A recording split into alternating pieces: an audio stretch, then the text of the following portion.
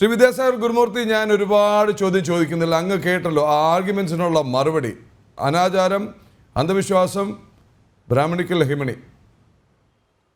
അദ്ദേഹം പറഞ്ഞതിൽ എനിക്ക് വിരോധമൊന്നുമില്ല. അദ്ദേഹം വളരെ മാന്യമായിട്ടാണ് അദ്ദേഹത്തിന്റെ വാദഗതികൾ അവതരിപ്പിക്കുന്നത്. ഞാൻ അദ്ദേഹത്തെ എതിർത്തതല്ല നേരത്തെ. ഞാൻ പറഞ്ഞത്, അദ്ദേഹം പറയുന്നത് എന്താണ് തന്ത്രി, ആരാണ് തന്ത്രി എന്നൊക്കെയാണ്.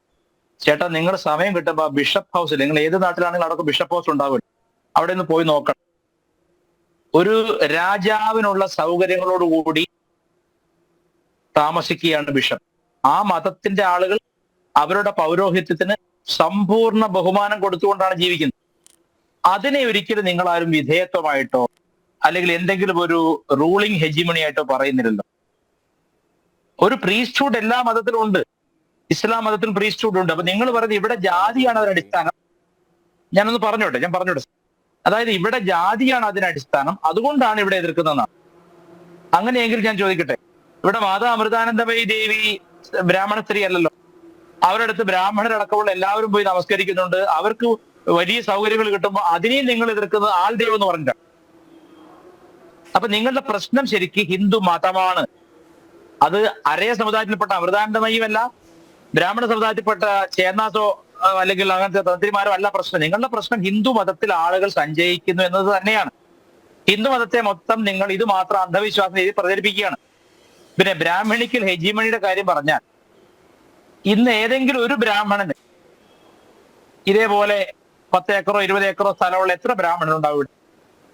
എല്ലാ തരത്തിലും സാമ്പത്തികമായും സാമൂഹികമായും പിന്നാക്കം നിൽക്കുന്ന ഒരു അവസ്ഥയാണ് ബ്രാഹ്മണർക്കുള്ളത്. ജനസംഖ്യയിൽ ഏറ്റവും കുറവുള്ള വിഭാഗമാണ്.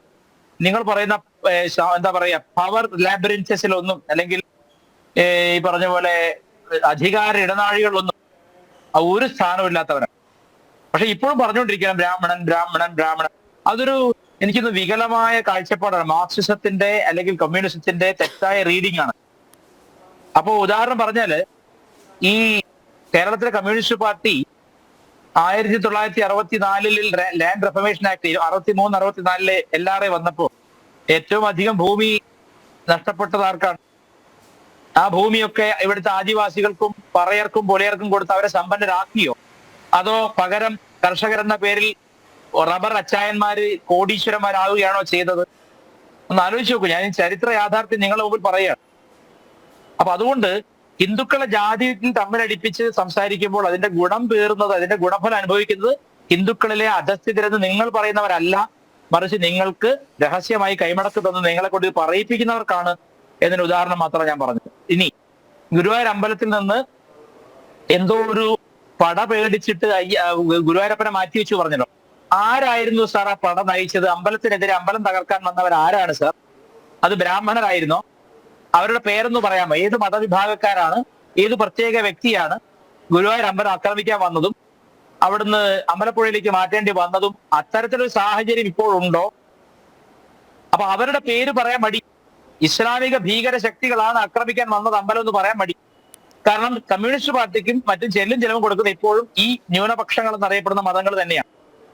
അതുകൊണ്ട് ഹിന്ദുക്കളെ നേരിട്ട് എന്തും പറയാം. ഇപ്പൊ ഞാൻ ചോദിക്കട്ടെ, ലോക ചരിത്രത്തിൽ ഒരു സ്ത്രീ എന്തുകൊണ്ട് പോപ്പ് ആവുന്നില്ല?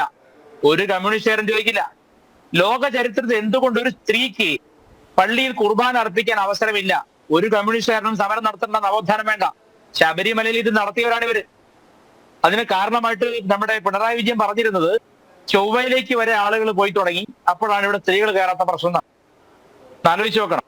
ഒരു മതത്തെ മാത്രം നവോത്ഥാനം കൊണ്ടങ്ങ് കുളിപ്പിച്ച് കുട്ടി ഇല്ലാതാക്കുമ്പോ അപ്പുറത്ത് ഇതിന്റെ 1000 ഇരട്ടി അനാചാരവും ദുരാചാരവും അസമത്വവും നിലനിൽക്കുന്നുണ്ട്. അതൊന്നും മനസ്സിലാക്കുന്നില്ല. ഒരു ബിഷപ്പ് ഫ്രാങ്കോ എന്ന് പറഞ്ഞവൻ ഏതാണ്ട് 10-30 സ്ത്രീകളുടെ പരാതിയാണ് പോയിരിക്കുന്നത്. അയാളെ പറ്റി ഒരു അക്ഷരം ഇവർ പറഞ്ഞില്ല. ഞാൻ പറഞ്ഞതിനർത്ഥം ഇങ്ങനെ എല്ലാ മതത്തിലും പുഴുക്കുത്തുകൾ ഉണ്ടെന്ന കാര്യത്തിൽ യാതൊരു തർക്കവുമില്ല. പക്ഷെ ഇവിടെ ഏകപക്ഷീയമായിട്ട് ഹെജിമണി ആരോപിക്കുന്നത് അഷ്ടിക്ക് വകയില്ലാത്ത നമ്പൂരിമാരെയാണ്. പിന്നെ തന്ത്രി, ക്ഷേത്രത്തിന്റെ തന്ത്രവിധാനം നിർണയിക്കുന്ന ക്ഷേത്ര ആചാരങ്ങളിൽ അവസാന വാക്കാണ്. അദ്ദേഹത്തെ ബഹുമാനത്തോടുകൂടി തന്നെ വേണം ഹിന്ദുക്കൾ കണക്കാക്കാൻ. മുസ്ലിം മതത്തിലെ ഒരു മുസ്ലിം മേധാവിക്ക് കൊടുക്കുന്ന ബഹുമാനം ഹിന്ദുക്കളും കൊടുക്കണം. ഹിന്ദുക്കൾക്ക് അത് വേണ്ട, അത് ഹെജിമണിയാണ്, എല്ലാവരും ഒന്നാണെന്നൊന്നും അതൊക്കെ നിങ്ങളുടെ പാർട്ടി ഓഫീസിൽ പറഞ്ഞാൽ മതി. അല്ലെങ്കിൽ നിങ്ങൾ എന്ത് ചെയ്യണം? ബിഷപ്പ് ഹൗസുകളിലെ വലിയ കനക സിംഹാസനങ്ങളിൽ നിന്ന് ഇവരിറങ്ങി വരാൻ ഇവരോടും പറയണം. നിരന്തരം പറഞ്ഞുകൊണ്ടിരിക്കും. അത് നിങ്ങൾക്ക് ആർജവമില്ല. പള്ളികളിലും ക്രിസ്ത്യൻ പള്ളികളിലും കുത്തുബ കൊടുക്കാൻ മുസ്ലിം സ്ത്രീകളെയും ക്രിസ്ത്യൻ സ്ത്രീകളെ അനുവദിക്കാൻ പറയണം. അതിനൊന്നും നട്ടലില്ല. എളുപ്പത്തിൽ ചാഞ്ഞു കിടക്കുന്ന മരത്തിൽ ഓടിക്കേറി ആളാവുന്നത് ധൈര്യമല്ല, ഭീരുത്വമാണ്, വിവരമില്ലായ്മയാണ്. ശബരിമല അയ്യപ്പനെ വെച്ച് കാറ്റുണ്ടാക്കിയിട്ട് നിങ്ങൾ ഇപ്പൊ എന്ത് ചെയ്തു? സാധാരണഗതിയിൽ നട തുറക്കുന്ന സമയം എപ്പോഴാണ്? 5 മണി. നട അടക്കേണ്ട സമയം എപ്പോഴാണ്? 11, 11:30 മണി. വൈകുന്നേരം എപ്പോഴാണ് തുറക്കേണ്ടത്? 4, 4:30, 5 മണി. അടക്കേണ്ട 8:30 ഉള്ളിൽ അടയ്ക്കണം. ഇതാണോ ശബരിമല നടക്കുന്നത്? അയ്യപ്പനെ കൊണ്ട് 24 മണിക്കൂറും ഡ്യൂട്ടി എടുപ്പിക്കുക മാത്രമല്ല, ഒരു ക്ഷേത്രത്തിന് വേണ്ടുന്ന ഒരു സൗകര്യം, ഇത്രയും ജനസഞ്ചയം വരുന്നിടത്ത് കുടിവെള്ളം പോലും ഇല്ലാതെ കഴിഞ്ഞ സീസണിൽ 16, 20 മണിക്കൂർ കൊച്ചു കൈക്കുഞ്ഞുങ്ങൾ നിന്നിട്ടും കരളലിയാത്ത ആളുകളാണ്. എന്തും നിങ്ങൾ ചെയ്യും, സംശയമില്ല. അവിടുന്ന് പണം കിട്ടിയാൽ മതി. അതാണ് ടീച്ചർ പറഞ്ഞതിന്റെ അർത്ഥം. അല്ലാതെ ഗുരുവായൂരപ്പനെ റോട്ടിൽ കൊണ്ടുപോകുമ്പോൾ അത് കണ്ട് കൈയും കെട്ടി നോക്കി നിൽക്കുക അവിടുത്തെ ഹിന്ദുക്കൾ സമ്മതിക്കുമോ? അപ്പോൾ അറിയാം എന്താണെന്നുള്ളത്. അത് വേറെ കാര്യം. ഏതായാലും അറിഞ്ഞല്ലോ ശബരിമല സമരം പാളിപ്പോകുമെന്നും ശബരിമലയിൽ നിങ്ങളൊരു ചുക്കും ചെയ്ത് ഞങ്ങൾ സ്ത്രീകളെ ഇഷ്ടംപോലെ കയറ്റുന്നു കണ്ട് ലോകം വെറുക്കുന്ന രണ്ടുപേരെ ഇരുട്ടിന്റെ മറവിൽ പോലീസ് വേഷം ഇടിച്ച് കൊണ്ടുപോകാനല്ലേ പറ്റിയുള്ളൂ. അതെന്തുകൊണ്ടാണ്? സാധാരണ ഭക്തന്റെ ശക്തി. നിങ്ങൾ തന്നെ പറഞ്ഞല്ലോ, നാട്ടിൽ അമ്പലമണി അടിക്കുമ്പോ രാത്രിയെന്നോ പകലെന്നോ നോക്കാതെ സ്ത്രീകൾ കുളിച്ചൊരുങ്ങി വന്നു എന്ന്. അങ്ങനെയുള്ള അമ്മമാരുള്ളിടത്തോളം അയ്യപ്പനെയോ ഗുരുവായൂരപ്പനെയോ ഒന്നും നിങ്ങൾ വിചാരിക്കുന്ന വഴിക്ക് കൊണ്ടുപോകാൻ പറ്റില്ല. അത് ഒരു തർക്കമില്ലാത്ത കാര്യമാണ്. മറ്റൊരു വിഷയം കൂടി ഇവിടെ പറഞ്ഞുകൊള്ളട്ടെ. അനേകം ഭക്തന്മാരുടെ കാണിക്കപ്പണം അവരുടെ ദുഃഖത്തിന്റെയും വേദനയുടെയും പണമാണ്. അപ്പൊ ദയവ് ചെയ്ത് അത് ആരാണെങ്കിലും, ഇവിടെ സംസാരിച്ച വ്യക്തി വളരെ മാന്യമായിട്ടാണ് സംസാരിച്ചത്. അദ്ദേഹത്തോട് എനിക്ക് വ്യക്തിപരമായിട്ട് ഒരു എതിർപ്പില്ല.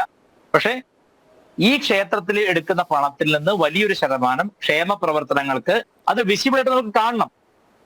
കുടിവെള്ളത്തിന് സൗകര്യങ്ങൾ, മെഡിക്കൽ എയ്ഡ്, അതുപോലെ തന്നെ കൃത്യമായി ക്യൂ നിയന്ത്രിക്കുന്ന സംവിധാനം. ഒരു ഭക്തനും വിഷമമില്ല. നേരത്തെ തിരുപ്പതിയുടെ ഉദാഹരണം പറഞ്ഞു, മക്ക മദീന ഒക്കെ പറഞ്ഞു. അവരൊക്കെ ബെസ്റ്റ് ഫെസിലിറ്റീസ് കൊടുക്കുന്ന സർക്കാരുകളാണ്.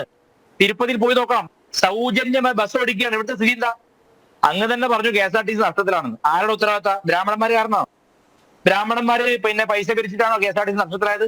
അതോ ഉളുപ്പില്ലാതെ നെറികേട് മാത്രം കൈമുതലായിട്ടുള്ള സാമ്പത്തിക ശാസ്ത്രജ്ഞർ, കയറുപിരി ശാസ്ത്രജ്ഞന്മാരുടെ സാമ്പത്തിക നയം കൊണ്ടാണോ കേരളം ഇത്തരത്തിൽ പിച്ചച്ചട്ടി എടുത്തത്? KSRTC നഷ്ടത്തിലായത് സ്വന്തം തൊഴിലാളികൾക്ക്, KSRTC തൊഴിലാളികൾക്ക് പണം കൊടുക്കാനില്ല, ശമ്പളം കൊടുക്കാനില്ല. കാറുകൾ 28 എണ്ണം വാങ്ങാൻ പണമുണ്ട്. ധൂർത്തടിച്ച് അമേരിക്കയിൽ പോയിട്ട് ആസ്വദിക്കാനും ഗൾഫിലും അമേരിക്കയിലും യാത്ര ചെയ്യാനും മന്ത്രിമാർക്ക് സമയവും സൗകര്യവും ഉണ്ട്. അതൊക്കെ ഒന്ന് കുറയ്ക്കൂ, ധൂർത്ത് കുറയ്ക്കൂ. ബ്രാഹ്മണ ഹെജിമണി പിന്നെ പറയാം. മുണ്ടും നേരിട്ട് കൊടുക്കുന്ന ബ്രാഹ്മണന്റെ കഥ പിന്നെ പറയാം. ഇവിടെ ഓരോരുത്തരുടെ മക്കളുടെ പേരൊക്കെ കമ്പനിയുടെ ഒക്കെ പണം എത്ര നമ്മൾ കണ്ടതല്ലേ?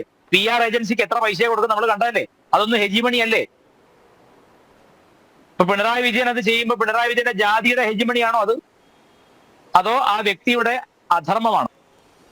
അപ്പൊ അതുകൊണ്ട് ജാതി പറഞ്ഞിട്ട് ഇങ്ങനെ തമ്മിലടിപ്പിക്കുന്നത് വളരെ മോശമല്ലേ എന്ന് എന്റെ പ്രിയപ്പെട്ട സുഹൃത്തിനോട് ഞാൻ ചോദിക്കുകയാണ്. എനിക്ക് വിസിബിൾ അല്ല, അദ്ദേഹത്തിന് എനിക്ക് കാണാൻ പറ്റില്ല. അത്ര എനിക്ക് പറയാനുള്ളൂ.